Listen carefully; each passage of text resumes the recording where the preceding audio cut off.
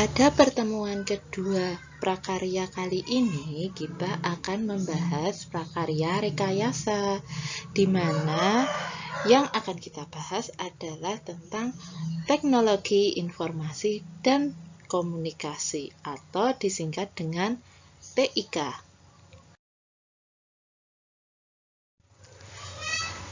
Bagaimana sejarah TIK? Sejarah TIK melalui proses perkembangan yang tersaji menjadi beberapa periode. Pada zaman prasejarah, mereka memberikan informasi dengan menggambar kegiatannya di dinding-dinding gua, seperti berburu, binatang buruan, dan yang lainnya. Terus komunikasinya menggunakan suara dengusan, selain itu juga menggunakan isyarat tangan.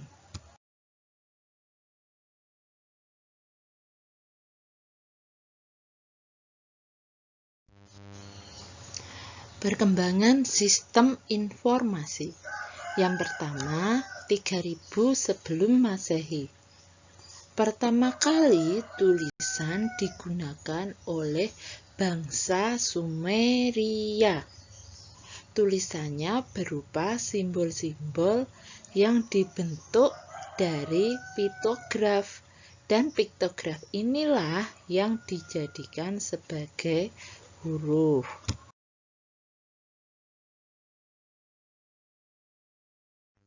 Perkembangan yang kedua terjadi pada tahun 2900 sebelum Masehi. Zaman ini merupakan zaman Mesir kuno. Huruf yang digunakan adalah hieroglif, di mana kualitasnya lebih baik daripada zaman 3000 sebelum Masehi. Perkembangan yang ketiga terjadi pada tahun 500 sebelum Masehi. Pada zaman ini, manusia sudah mengenal serat pohon papirus yang tumbuh di sekitaran Sungai Nil. Serat pohon inilah yang digunakan untuk membuat bahan dasar kertas.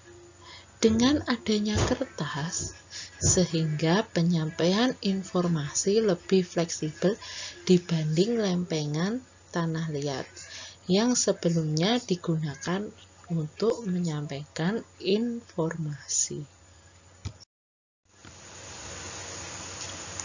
Perkembangan informasi yang keempat terjadi pada tahun 105 Masehi.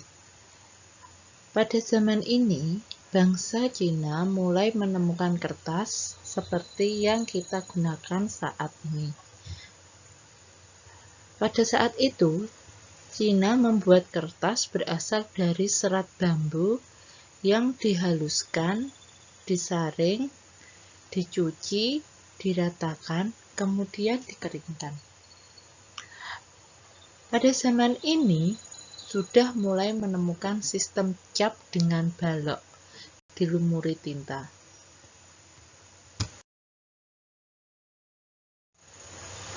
Media komunikasi pada masa lalu selain dari serat papirus atau piktograf, contoh yang lain diantaranya 1.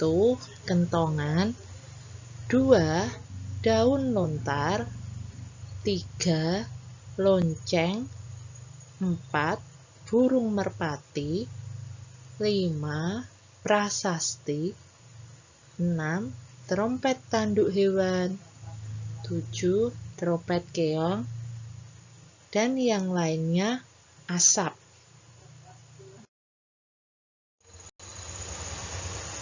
Media komunikasi modern contohnya 1.